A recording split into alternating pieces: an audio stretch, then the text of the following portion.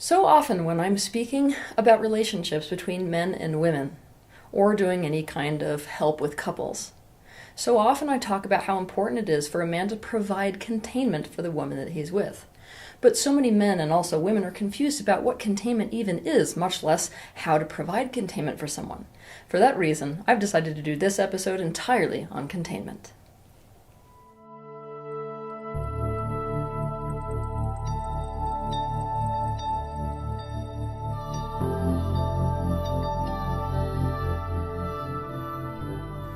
Before I get into this video, I have to actually say that this video comes with a big warning.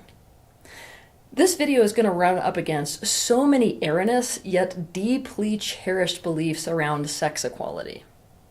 It's also going to run up against so many erroneous yet deeply revealed beliefs around power and freedom relative to women. What this means is that I'm going to have to ask you to keep a really, really open mind and also separate out your own personal triggers from this objectively intellectual conversation about containment and about the sexes. Another thing, this episode is about something that men do for women in a relationship. It's not about what women do for men in a relationship, so don't expect me to go into that during this video. As a last disclaimer, because this episode is going to be controversial, most likely, I gotta mention something. You can play your relationships literally any way you want to if it's something that works for you. The thing is, you gotta be really, really honest with yourself and ask yourself the question, is what I'm doing in my relationships really working for me or not? And when I ask this question to so many men and women, the answer to that is no. And for women, so many of them answer no to this question because the man in their life is not actually providing them with containment. All right, let's get into it, shall we? The first thing that must be said when I get into this topic is that men and women are different. This automatically means that men and women are not the same. In fact, if they were the same, on a physical level, the way you'd see that manifest is by a being having the exact same physical structure. Until the day that we are willing to accept that men and women are different, we will never be able to actually create harmony in a relationship between men and women. This is critical because so many of the people who fight so hard for gender equality erroneously do so by fighting for gender sameness. In other words, they try to establish equality of value or equality of power or equality of whatever else by trying to prove that men and women are the same. Sorry to break it to you, but this is a super losing argument and it's a losing strategy because they're not the same. Bottom line, and I'm going to start with this, containment is something that women need in a relationship in order to feel good in the relationship. If you want to understand this even more in depth, you can watch two of my videos titled, first, What Every Man Needs to Know About Women, and second, Why Women Like Assholes. The bottom line is, and I never want you to forget this, women cannot feel good in a relationship without containment. Before we go deeper into exactly what containment is and how to provide it for a woman, I'm going to have to address the demographics of women whose behavior or whose words suggest that they don't actually need containment. A big group of women who act like they don't need containment or as much containment are in fact getting that containment from somewhere else other than the primary man they're in a relationship with, and usually that's their family of origin still. Another group of women simply seem like they don't need it because they seem so capable of fending for themselves. In fact, they simply had to accommodate for, acclimatize to, and compensate for the lack of containment in their life. Contrary to the first group of women who act like they're okay without containment from a man because they're getting it actually from their family of origin or some other place, this group of women don't act okay. They tend to seem feral, displeased, controlling, anxious, and uptight. Now let's talk about the group of women who outright resist containment. With these women, when you look at their childhood upbringing or young adulthood, what you see is trauma relative to what they associate with containment. It's really not containment, but they have trauma relative to lack of freedom, feeling limited, feeling controlled, and things like this. Oh, another thing is that a lot of the women in this demographic feel like anytime they're getting containment from a man, it's some sort of a weird message about them being weaker or less than. Guess what? These women and their behavior also don't seem fine, because even though they will tell you and even act like they don't want containment, they still don't act okay. In other words, they exhibit all of those negative behavioral characteristics that are associated with having a lack of containment. To conceptualize of masculine containment, I want you to imagine that in a relationship, a man represents a clamshell and the woman represents that pearl inside of the clamshell. This is a healthy representation about the relationship between divine masculine and divine feminine. This masculine clamshell is creating a safe, nourishing space in which the female can exist or occur. It enables a woman to be soft, open, receptive, and to grow. If you imagine removing that masculine shell, the female immediately contracts, goes rigid and into a state of defense. In other words, it's a coping mechanism instead of a natural state in and of itself. And whenever there is that lack of masculine container, the female actually has to cope by becoming masculine herself. Now, when she does this has a negative impact not just on her mind, on her emotions, but also on her physical body. Essentially, this causes a flip in polarity. And that flip in polarity is not only unhealthy for her, it's to blame for so many of the relationship issues that are happening between men and women today. With that image in mind now, let's look deeper at containment. To contain a woman in this context is to actively, not passively, create a safe space of well-being for her. The healthy masculine energy creates a container in which the feminine can truly exist and thrive. To do this, a man must take positive ownership of a woman. Many people have a negative association with the concept of ownership. But this means that they threw the baby out with the bathwater, right? The reality is that women actually want to be owned. They just don't want to be limited, oppressed, controlled, or seen as less than. And the travesty is, as a society, we've taught women that this is what ownership actually is. When a woman is owned, it's essentially the opposite of the energy of her being astray, and women, to be completely honest with you, do not do well with being stray. So here's the thing about positive ownership. When you take something as a part of you, to the degree that it belongs with you, it actually becomes a part of you to the degree where you can't actually hurt that thing without also hurting yourself too. So positive ownership is really the only way to stay genuinely safe in a relationship, regardless of whether it's between a friend of the same gender or a woman and a man in a primary partnership. If you actually take positive ownership over something, the best interest of that thing is of your utmost concern. This makes a woman feel happy in a relationship. To understand more about this, you can watch my video titled Own People: How to Take Ownership of Your Relationships. Many men who don't understand what it would practically look like to provide containment for a woman would benefit by understanding that containment is essentially to fend for a woman. When a man does not do this, a woman essentially has to fend for herself. To fend for herself is to look after, protect, and provide for herself without help. When a man fails to provide containment for a woman, she ends up feeling like she has to do it all herself and fend for herself. This means a male who lacks the skill of containment inevitably makes a woman feel like she's all alone. Not just all alone, also unsafe, starved of needs, and as if all the pressure is on her. This will make a woman become controlling, anxious, hard, cold, masculine, bitter, angry, and resentful. And again, it's going to cause her mental, emotional, and physical well-being to corrode. If you want to provide containment for a woman, I don't want you to let her or expect her, worse, to fend for herself. Instead, think about fending for her on a mental, emotional, and physical level. In any situation you get yourself in, think, how can I fend for her in this situation? Do you want to know a sad reality? And no, this isn't an argument you get to make that I'm objectifying women by making this comparison. Most men, many men, take better care of their car that they drive than the woman they are in a primary relationship with. A man who takes positive ownership and who therefore creates containment for his car acts in the best interest of that car. He doesn't let the car fend for itself. Some men rub their car with diapers to keep it clean and protect the paint job. They appreciate the hell out of their car emotionally. They put energy and effort into the upkeep of their car. They keep the oil tank full and rotate the tires and learn all about the engine and lock the car door so no one steals it. And guess what? Doing this actually makes them feel good. So what might providing containment for a woman where she feels genuinely positively owned and fended for look like on a physical level? I'm going to give you a list of examples, but know that there could be so many more. It could look like to energetically put your energy around her no matter where she is and you are in the world. To take responsibility for her well-being, which is the positive form of claiming her. to create safe, supportive conditions and a safe, supportive environment where she can grow and expand, rather than expecting her or encouraging her to grow and expand by virtue of her not having those safe and supportive conditions/environment. To do things that create a feeling of security on any and all levels for her. To provide for a woman in terms of resources. This could be financial or otherwise. To take it upon yourself to create improvement in her life without being asked to do so. To take charge of a situation by taking the lead. To be reachable and available to her. To be initiative relative to her. To be active relative to her well-being instead of passive. To protect and defend her physically. To protect her emotional well-being. To do things like open doors for her, or pick her up in your car, or pour water into her glass, or have her take your arm when walking down the street. To reassure her. To remember important dates and make those dates special.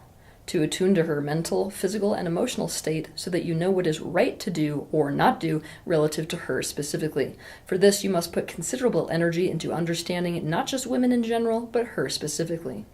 To do things that take pressure off of her without her having to ask. To organize a date with all the details totally under your control. To take charge of logistics. To initiate repair if rupture occurs in the relationship. To put effort into meeting her needs, and wherever necessary, to help find ways for her needs to be met outside of you. To be physically with her, or to make sure she's okay when she is not with you. In other words, to make sure she does not have to fend for herself when you are not around to fend for her. To not put her in lose-lose situations, to not put her in dangerous situations, to deliberately create regular time to be present with her and totally focused on her, to appreciate her, to be communicative and speak your mind as well as to listen to her, to caretake the relationship itself, to be and to act committed to her, to do things that cause her pleasure, to make decisions, especially tough decisions, to take responsibility for your decisions and actions, to figure out what needs to get done and actively get those things done. To take responsibility and initiative for facing and resolving problems you might become aware of or things you might need to heal within yourself. To provide containment for any children you might have together and or she might have from another man. To be in your masculine energy and power. To help her face the parts of herself that are resistant to being contained rather than to simply stop giving her containment when she resists it. Now keep in mind, now that you have heard this very long, yet definitely not complete list, that it's not a really good idea to think about all of these things and to just try to memorize them and do them. The best way to go about this is to just simply decide to take positive ownership and to provide containment for a woman. When a man does this naturally, because containment is actually natural for the masculine, all of these containment providing things naturally come as a result of making that decision. In other words, because it's actually second nature, the minute you make a decision to actually become a container for a woman, it's not like I need to tell you how to do it. In the past, there used to be a saying, "Over the mysteries of female life is drawn a veil best left undisturbed." Sorry to tell you, but that's complete BS. And if you want to provide actual containment for a female, you're going to have to throw that concept straight in the trash can. Because in order to actually provide accurate containment for women in general, you're going to have to understand as much as you possibly can about women in general. And in order to provide containment for a specific woman in your life, you're going to have to understand her to the best of your ability. Going back to the car analogy, which is so helpful for many men. Providing containment for and taking positive ownership over a Ferrari is quite a different experience than taking positive ownership and therefore providing containment for a Ford Taurus. Women are very much the same in many ways, but they're also very different in many ways. So it's very important to put the effort into understanding women in general and the woman who you are with. To learn more about this, you can watch my video titled "Stop Trying to Love Them and Start Trying to Understand Them." So, women, now is the time for you to face and resolve the resistance that you have to actually being provided containment by a man. To the other side, men, now is the time for you to face and resolve your resistance to providing containment for a woman. As you do this, I need you to keep something seriously in mind. Containment has absolutely nothing to do with being controlled, being oppressed, being limited, or being looked down on. And in fact, if a man adds any of these things to your life, He's not actually providing containment for you. Quite the opposite, because those things are not actually in your best interests, and thus he's not in alignment with positive ownership. Now, a lot of you have been getting upset when I do relationship videos about men and women about how straight-focused instead of homosexual-focused I am. I'm going to throw you a bone today. Containment is still something that's needed in a homosexual relationship. But there tends to be a lot more of an issue in homosexual relationships relative to power dynamics, and this just means that the relationship to containment becomes a whole lot less straightforward. Usually, the partners do best when they communicate openly, honestly, and freely so as to mutually and consciously decide what containment they will provide for each other in the relationship and to what degree. There's often a higher degree of flip-flopping relative to who is containing whom and in what situations and why when you're in a homosexual relationship. And these decisions that define the how and when one person is containing the other is largely based off of what makes each party feel like they're in their personal power. And healing aside, in a homosexual relationship, that mutual process of defining containment within the relationship obviously has less to do with gender. But I'm going to say this in this episode, and maybe do a whole standalone video on this eventually. In a homosexual relationship, it is so incredibly important to clearly define what roles each person in the relationship are playing for each other. Because one of the shadows, which you can fall into with containment as well in a homosexual relationship, is falling into the shadow of no roles. Containment is not something that is only natural for a man to provide for the woman he's romantically in a relationship with. Containment is something that is natural for any man to provide any woman, regardless of whether she is a mother, a sister, a daughter, a friend, or anything in between. Guess what? It's also natural for men in general, in society, to provide containment for women in general within society. And ancient cultures, tribal cultures, that are now, of course, basically destroyed, did a much better job at providing containment in this way. Containment used to be something that the men in general in society were responsible for teaching younger men. So containment was something that they expected from each other and held each other up to the standard of. And not only that, there was less pressure on every single man, because if they could guarantee that the men in general were going to provide containment for the woman, all the pressure wasn't on him. That pressure was actually diffused. What this means is that men, or young boys rather, let's start with young boys who are born into a society, used to be taught how to contain by virtue of themselves getting containment. And then once they came of age and they started to reach their adulthood or young adulthood, they would then be directly educated and even put through tests that actually proved that they could provide containment, or educated them into providing containment, so it wasn't like they were at a total loss once they hit their manhood. These cultures, of course, simply didn't use the word containment. It is at this point that I'm going to have to give you a sad fact. The single-family home, and even more than that, the broken single-family home, is perhaps the most destructive structure that has ever been created within society. It is also to blame for why there is so much wounding relative to containment within society for both little boys and little girls, and therefore men and women. So many men who struggle with providing containment struggle with it because they never got containment as little boys. They did not get the opportunity to learn by example, and they were not directly taught about it by other men. So it is, in essence, a developmental trauma. And for this reason, because it's a developmental trauma, so many men really grow up stunted in this way. And instead, they start to turn towards women, primary relationships with women, in order to have the woman give them containment. Anytime you've got this type of developmental trauma, you've got to essentially make up for what you lacked in your childhood life, in your adult life, and I know that's frustrating. But obviously, men who are in this position of not really ever getting containment themselves or being taught how to contain and then are sort of fumbling around in the dark to try to figure it out, they tend to subconsciously go for polarity-flipped relationships. It's my hope that within society, and especially amongst men, there will be more awareness about this issue around lack of containment. And then there will be men who step up and provide containment for other men and who teach them how to contain women.